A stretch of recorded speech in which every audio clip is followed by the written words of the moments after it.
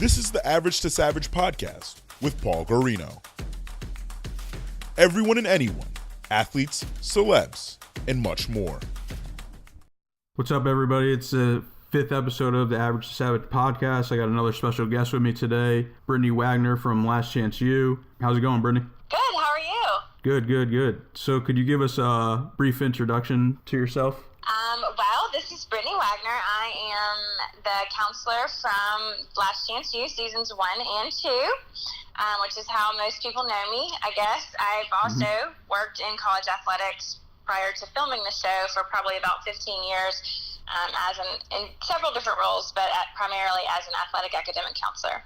And I'm now the founder of 10,000 Pencils and the Last Chance Foundation, basically doing the same thing that I was doing on the show, but just not working for an institution anymore, working for myself instead.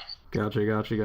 Yeah, so you were on season 1 and 2 of Last Chance U. So what was it like being on the show, and what was it like becoming one of the stars of the show? I mean, filming the show, I really didn't know. Season 2 is definitely different from season 1, but season 1, I really didn't know what I was getting myself into. I mean, I've never been on a TV show. I've never been around, filming really of anything. So I don't know that I fully understood, what was about to happen.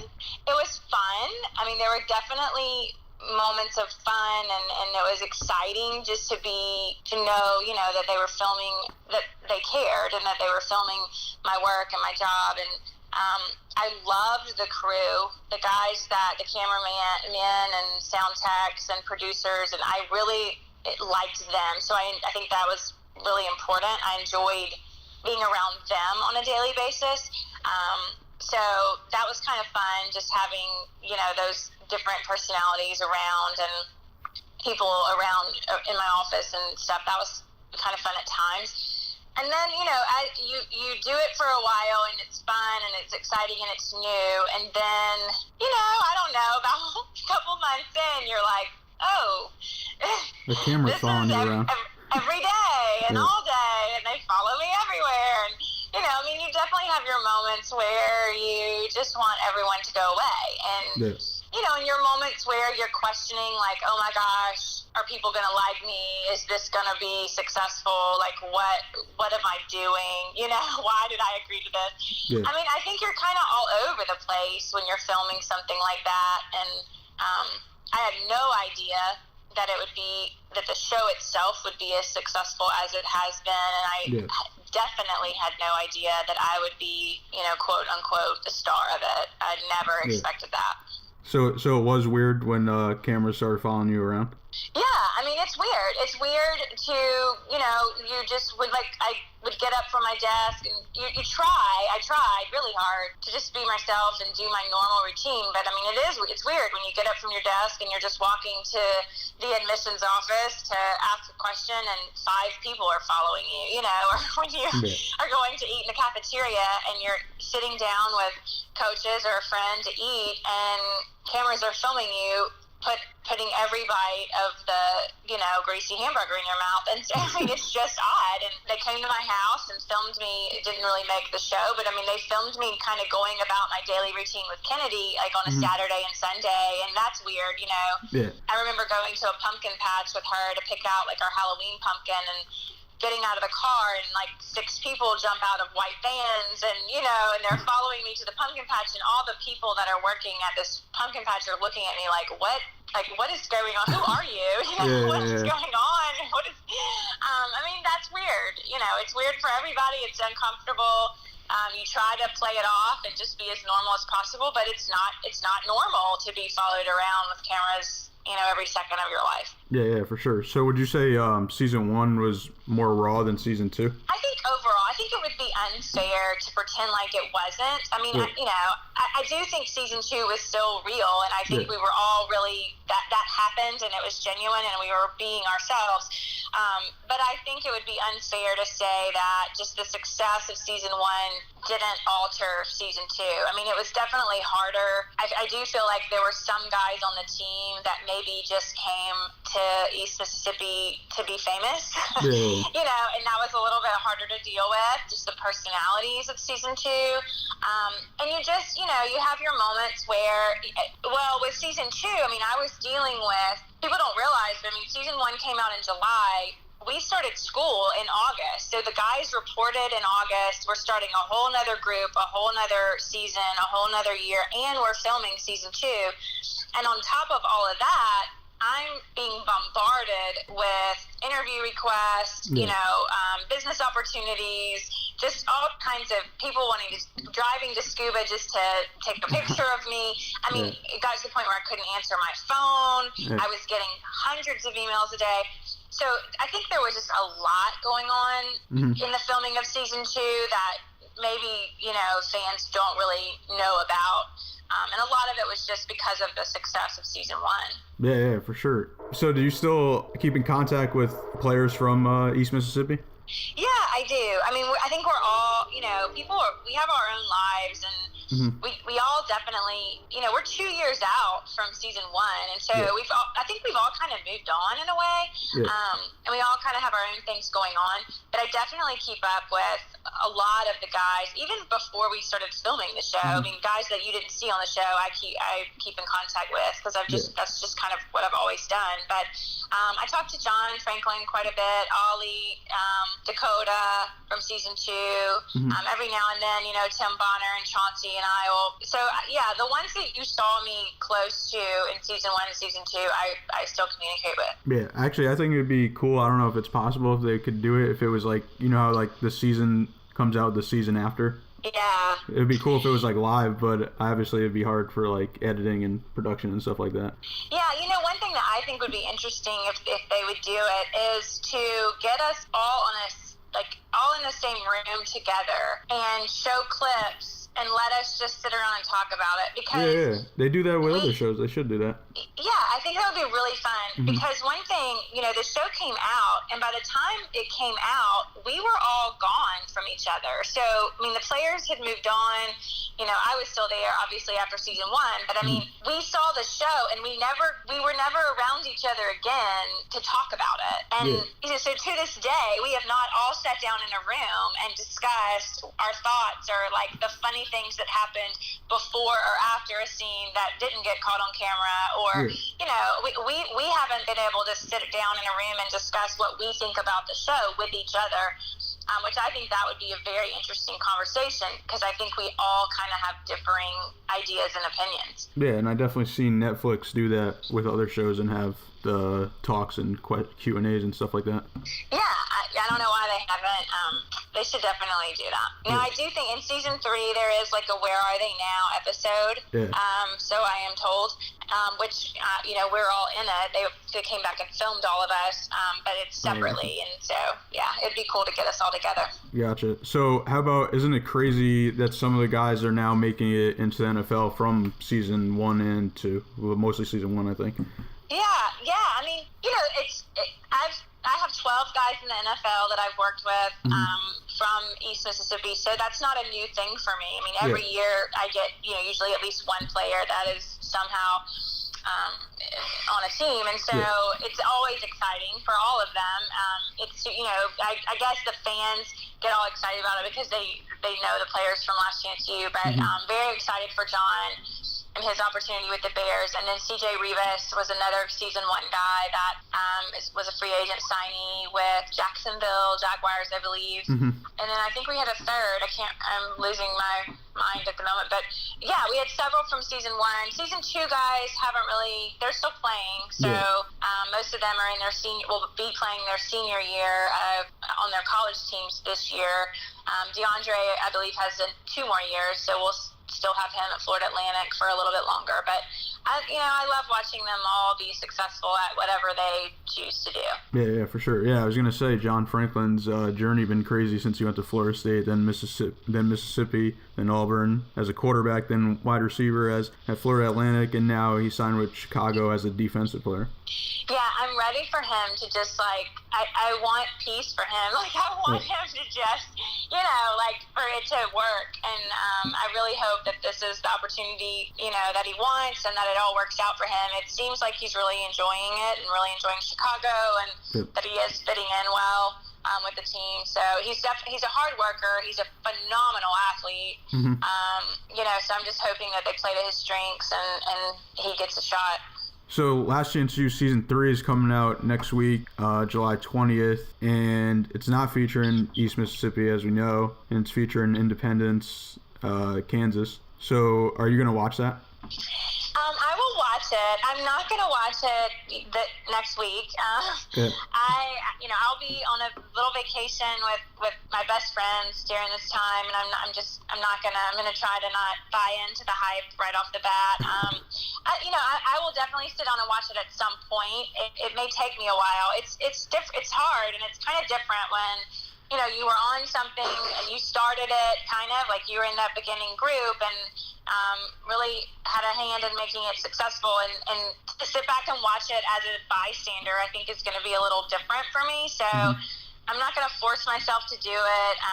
I'm just going to ease myself into it. When I'm ready, I'll watch it, and Gotcha. So were you disappointed that East Mississippi wasn't on the third season, even though you weren't going to be on it regardless? No, I mean, I kind of knew. When I decided to leave, there was kind of conversation around me deciding to leave, and that kind of sparked conversation of them leaving, and so I kind of knew, I knew early on that they probably weren't going back there, and I think I don't know what they would have like. I know everyone loves East Mississippi and everyone loved the characters, but I mean, those characters are gone, and I don't know. I think it was kind of wise of them to kind of move the show in a different direction. I don't know what they would have kept getting at East Mississippi if they had stayed. I think it'll be interesting. It'll be interesting to see the fans' reactions, because I think you do fall in love with the characters and the place, and then to move it, I think that can be tough, and so. It'll be interesting next week to see what the fans say and the reaction, and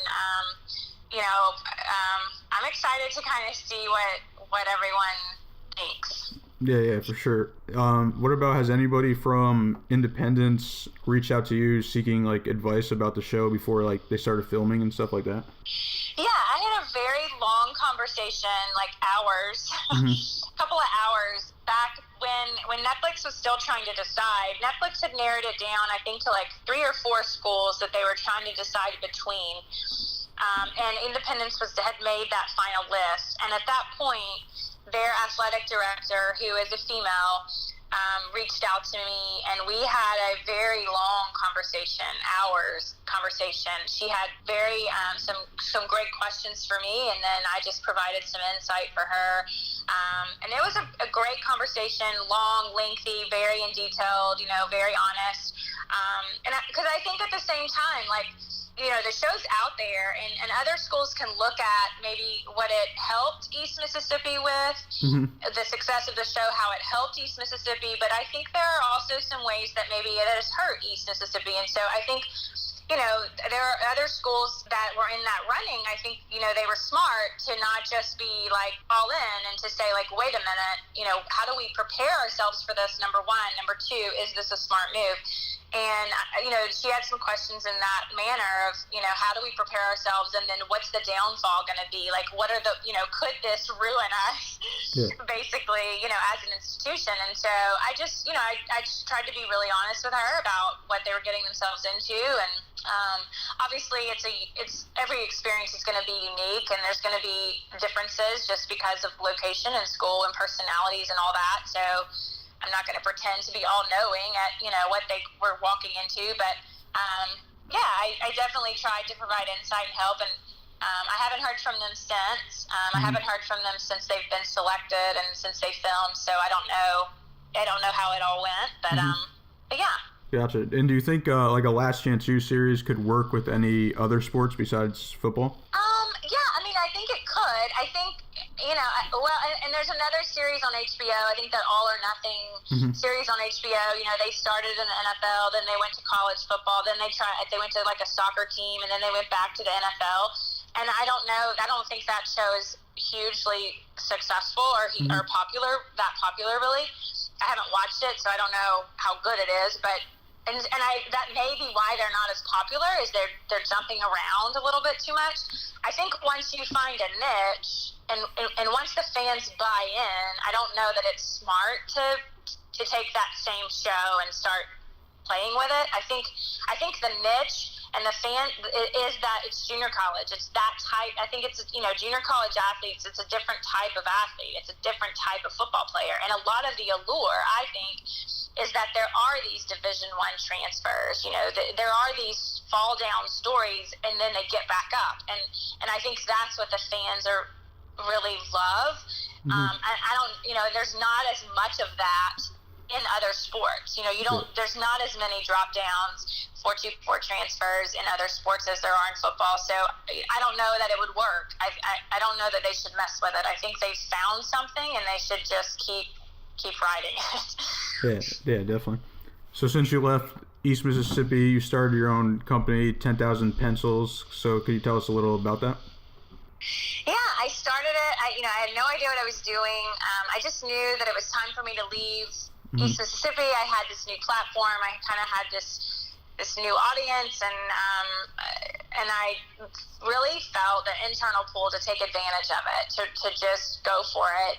And so I left, and I had no clue what I was doing, and I still don't a lot of days. But I just went for it, and so I started this company, and I started it with kind of one vision or goal, and it's kind of morphed. It's just been interesting how it's kind of changed itself.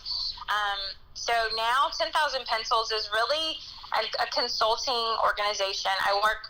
10,000 Pencils is working mostly with adults. So I'm finding a lot of administrators, teachers, counselors, they are fans of the show and fans of mine because it's what they do every day.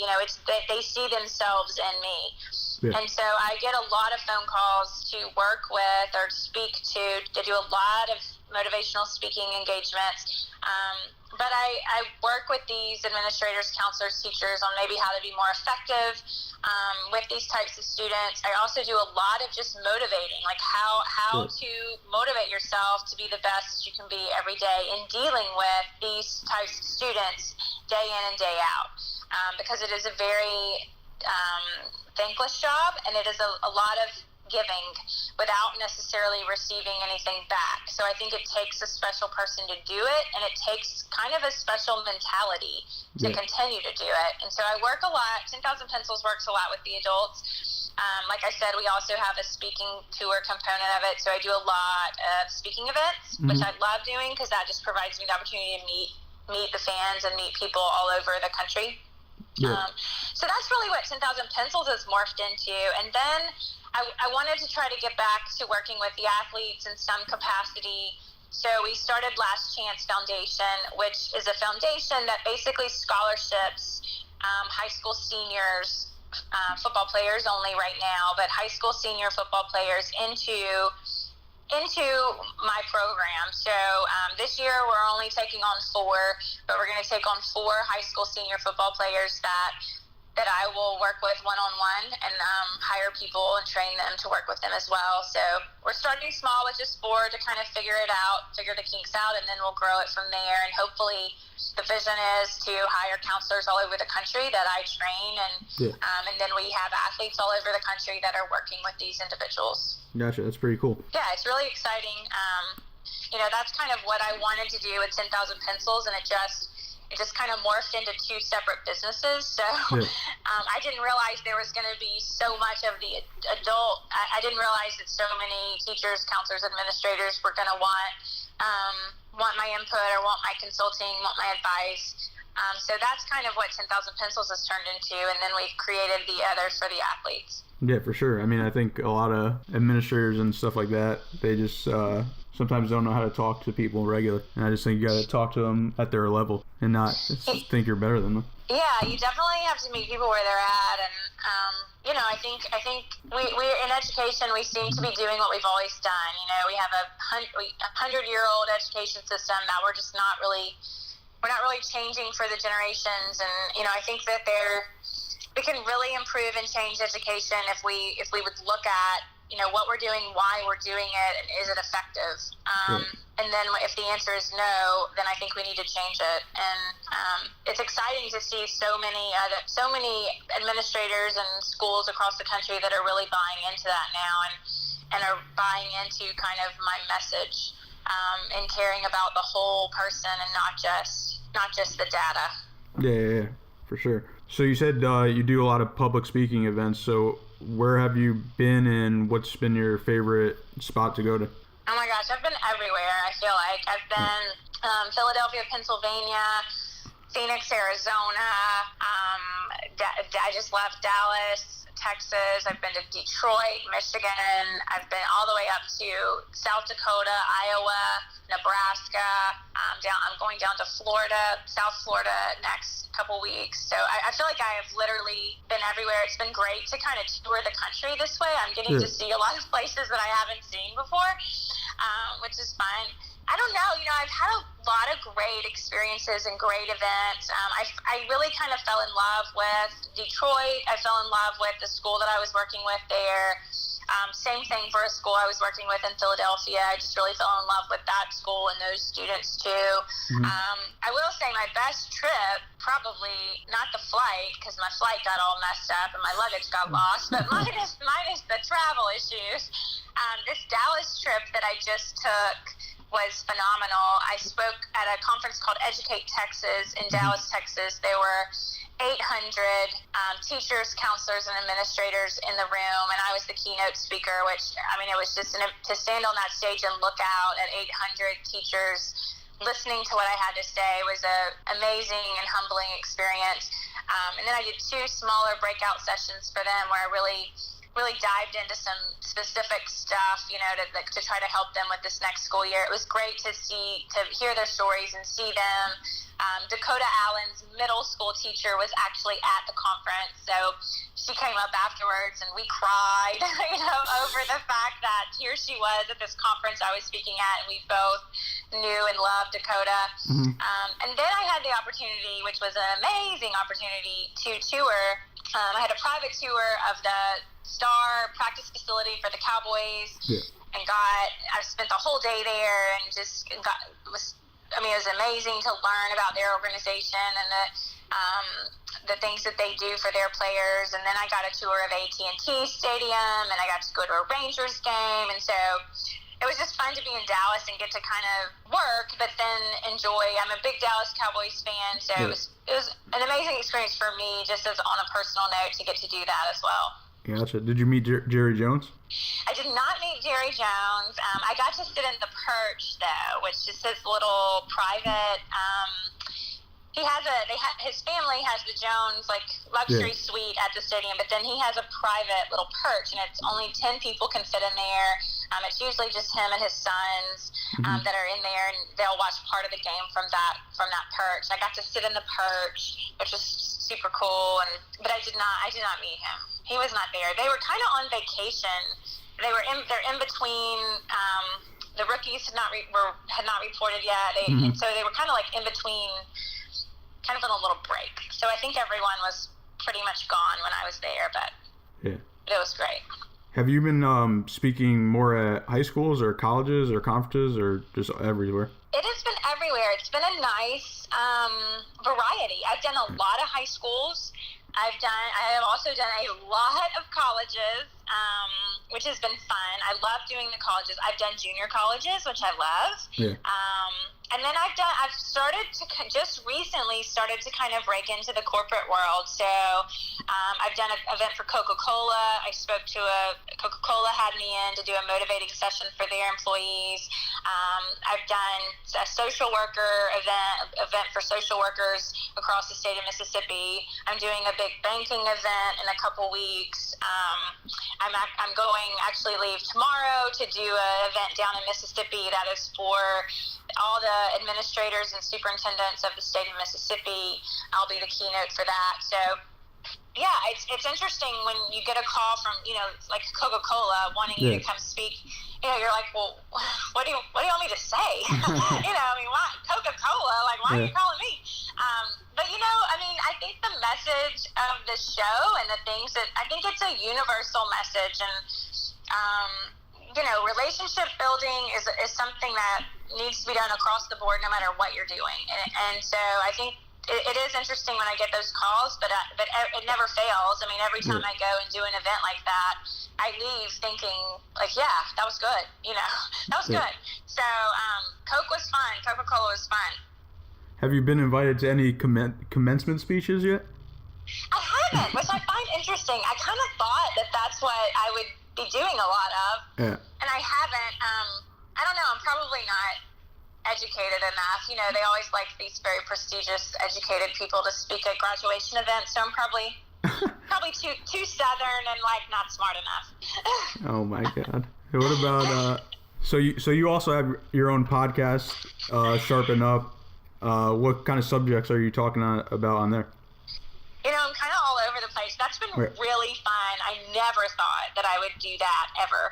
And when the company approached me about doing it, I was like, what am I going to talk about? It's been really fun. It's also been really challenging. I will say that.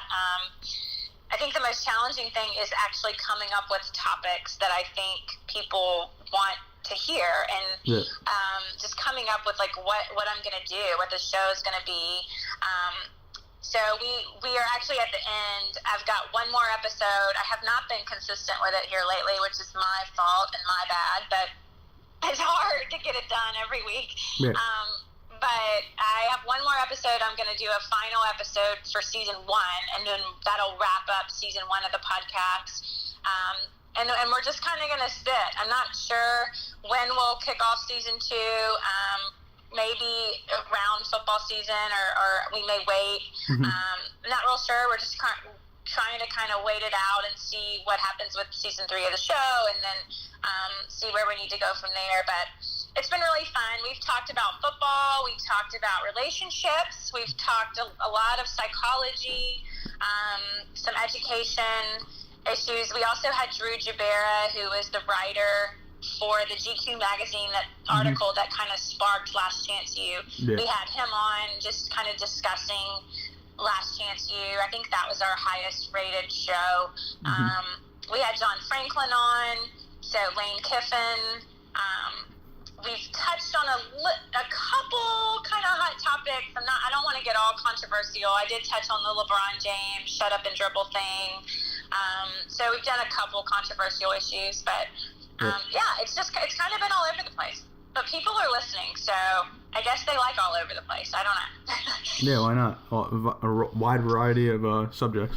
Yeah, and I have a wide variety of fans. Yeah, true. When we were talking about the podcast, that was one of the things, the company that I work with, they were kind of floored when they started running my demographics of like who my fans were, because it's all over the place. I mean, it's not just men, it's women. It's not just college students, it's college students and teachers and adults. I mean, it's my range is like from 18 to 50 something, and it's all over the country. It's all there. I have fans in other countries because Netflix obviously is worldwide. So it's really hard to like pinpoint a niche. My demographics are they're not very tight, because I just have all kinds of fans, which I think is great. But it's hard to do a show when you can't pinpoint who your audience is. True. I guess you gotta take the good with the bad. Yeah. Oh yeah. I love it. So what about? Have you ever thought about vlogging? I've thought about it for like 5 minutes. It's just really hard to keep all of that up and current. I mean, we developed a website a year ago, and already, like, I need to do another one. I mean, my website probably at this point needs to be scratched and started. We need to start over. It's not updated. Like, I don't add stuff to it like I should. I'm not technologically savvy, so I can't do all that. I really need somebody. I need to hire somebody that just does all of my stuff like that for me. I got asked by a fan who had a blog to do a guest blog for her website, and that was the first time I had really done it. And I was stressed out about it. What am I going to say? What if my writing isn't correct? My punctuation and all this.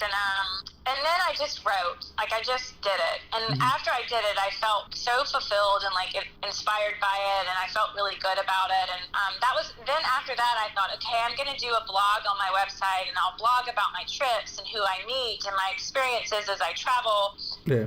And that didn't happen because it just takes time. And I just feel like, there are a lot of days where I don't have the time. I have to prioritize, and that just hasn't made the list. Yeah, I totally understand. I got a lot of ideas in my head I haven't written or recorded or whatnot.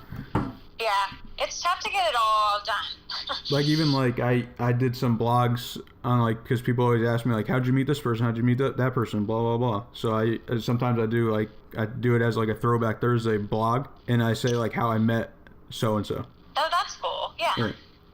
I really should blog about my trips because they're amazing. I meet amazing people, and sometimes hilarious things happen, or just funny things. It's just sometimes and for one reason, I don't want to forget. I don't want to forget my experiences, so I need to really write them down. But even things of just being in an airport, and you're just sitting at an airport, and that moment where you kind of forget you're famous, and you think you're just, I'm just sitting at an airport like a normal person, and then someone will recognize you and scream from across the airport and run at you, and you're like, wait, what's happening? And so it's just, there's just always funny stuff that happens, and I should write it down. Yeah, maybe I'll start doing that. Yeah, I used to actually write down what I did every day. Oh, yeah. Just a little snippet just to remember what I did that day. That's a good idea. There's been so many experiences the last 2 years, and you just start forgetting stuff, I'm already starting to forget experiences and people, and and that's not good. I need to really remember all of this because it's been an amazing experience. Gotcha. All right, one question, and then I got some fun questions. Okay. So what are your future goals, and do you have any future projects in the works? Oh my gosh, I have so many. Actually, my to-do list right now, I will actually read it to you. It's my second item on my to-do list is to write out my plan. Because I have all these ideas, and I have all these sheets of paper with my goals and my ideas, and I'm going to get a poster board out, and I'm fixing to put all of this out on one paper. Yeah, for the future, 10,000 Pencils is going great. The consulting and speaking engagements are going great. I really don't know that a whole lot needs to be tweaked on that.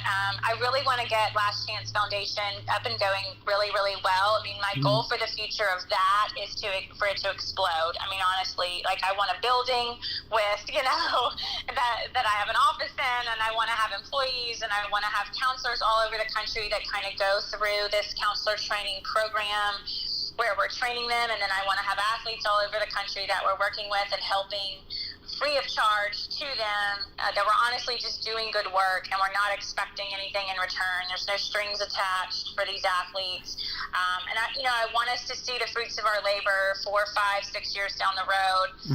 That's really my goal and vision for that. I want to get my website up and my website fixed, and really kind of have a way for fans and people who benefit from what I'm doing to connect with me better. I feel like other than just emailing me, there's not a great way for people to connect with me, and I want to be able to connect with those people that are supporting me in a better way. Merchandising is kind of on the list. I am in the middle of negotiating a TV contract with a certain celebrity that I can't really mention right now, but for a scripted TV show that is hopefully going to be done about me in the near future. So all of that is going on. There's just a lot of ideas. After being with the Cowboys for a day, there's kind of been some ideas floating around about me starting to work maybe with some NFL rookies, and so that's out there. And there's a lot of stuff a big plan and a lot of goals for the future. Gotcha. So, actually, I got a random question. How did you come up with the name 10,000 Pencils? The show. Do you have a pencil line? Yeah. Everybody, that was kind of the thing that my brand, I guess, the thing that stuck with me. And I had read a book, Outliers by Malcolm Gladwell, and he talked about 10,000 hours of effort. Mm-hmm. You know, my thing was 10,000 pencils, and I really felt like 10,000 pencils was symbolic of the athletes that I've worked with along the way, and then also like the hours of effort. I mean, I look at pencils as kind of symbolic of opportunity, symbolic of effort, and it takes a lot of opportunity and a lot of effort. It takes taking advantage of opportunity in order to create your path and your outcome. And I just kind of, pencils was my thing, and I tied that in with the 10,000 hours of effort.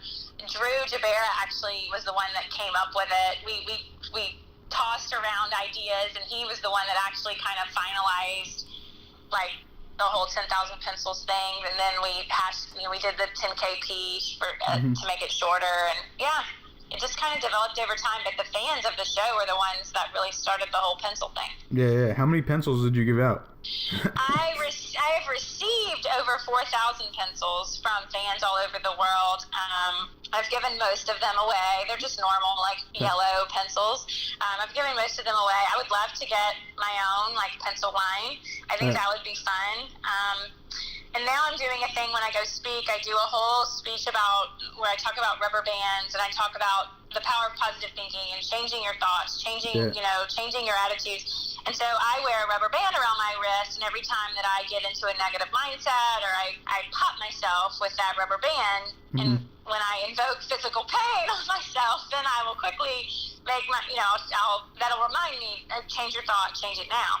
And so I do that. I kind of give that speech to certain groups. And so now I've been asked if I have rubber bands for sale that have like a motivational message. So I'm thinking about that. I'm like, okay, I need to get some rubber bands and put some, encouraging words on them, and maybe start handing those out at these conferences, or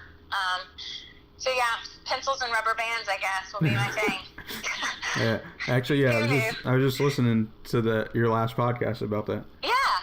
So I get asked all the time now, like, do you have any rubber bands that I can buy or whatever? I'm so like, it's not do you have a pencil anymore? I need pencils and rubber bands. So what about no, like, pencil brands reach out to you, like, collab or something? No, which I find so weird. Yeah. Because you don't see a lot of pencil marketing. I guess pencil companies don't really feel the need to market themselves, maybe. But I find it so strange that I haven't been reached out to by Ticonderoga or any pencil company, Bic. I have actually reached out to. I've had people on my behalf, and I have actually reached out to them. It's my understanding that Lee Corso is a founder or on the board or something of one of the big pencil companies, and so I thought, okay, there's my tie-in. But no, I haven't. I mean, I think we could get a huge pencil thing going. Just the rebirth of pencils that I could lead the charge on, but I have not been contacted. Yeah, you got to get on a pencil commercial too. Exactly. I am with you. Yeah, actually, Bic is right here where I'm at in Connecticut. Oh, really? Yeah. Well, they must not have Netflix. I don't know. They're missing an opportunity. Yeah, for sure. How do you feel about social media? Oh, goodness. I was not a big social media person before the show, and that was a conversation that Netflix had with me right before the show came out. They had a PR person that sat down with me and was like, okay, we need to discuss social media. And I just didn't really I didn't do a whole lot on it. All my accounts were private. I'm not a big phone person in general. So I just wasn't a big social media person. And obviously now that has changed. Yeah. I think it is beneficial in a lot of ways. I love that it connects people from all over. I think that is special, unique, and a fantastic thing that I can be connected with someone who I've never met, all the way in Wisconsin through this app on my phone. I think that's amazing, and I love that. I also think, though, that just like anything, we have become consumed with it, and I think it's starting to negatively affect young people. They're valuing themselves and like their self-worth on how many likes they get or how many followers they have. And I think when when you start, just like anything, too much of it is a bad thing. And so I think, again, we need to maybe step back and find some balance in with social media, because it's a little scary, that what it could become if we don't check ourselves. Yeah, for sure. So I got a semi-political question for you. Uh-oh. Okay. So do you think college athletes should get paid? Or do you think the scholarship is good enough if they get one? Yeah, no, I don't think the scholarships are good enough. I do think that we should figure out a way to compensate them in some way. Yeah. I think the days of the scholarship being enough are over.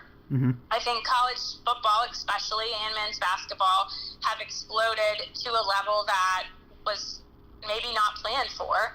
And it's all about the money and the TV contracts, and I think the athletes are the ones that are losing out on the deal these days, and I don't think that's fair. I think that there are a lot of people with a lot of degrees who are very smart and intelligent sitting behind decision-making tables within the NCAA, and I think they can figure it out if they wanted to.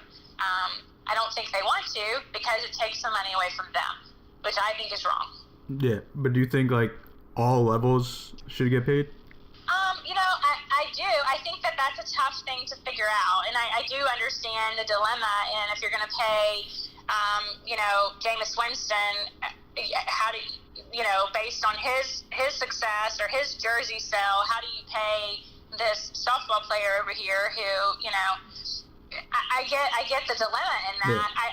But there has to be a solution somewhere that is better than what we're doing now. Now, I don't know that the solution we find today will be the end-all, be-all, greatest solution, but I think we can take baby steps until we do find the answer. Mm-hmm. I think anything is better than what we're doing now. To me, when you have a player who, I don't know, I can't even pick a name, but you have a player who's maybe from Texas, and he's playing in Florida, and he's the quarterback, and he's driving your team, and you're selling his jersey in the bookstore for $90 a pop, and you're selling out your $90,000 seat stadium basically because he's winning, and his parents can't afford to come to his game. Yeah. And we can't fly them in. You have a problem. That's a problem. That is not okay.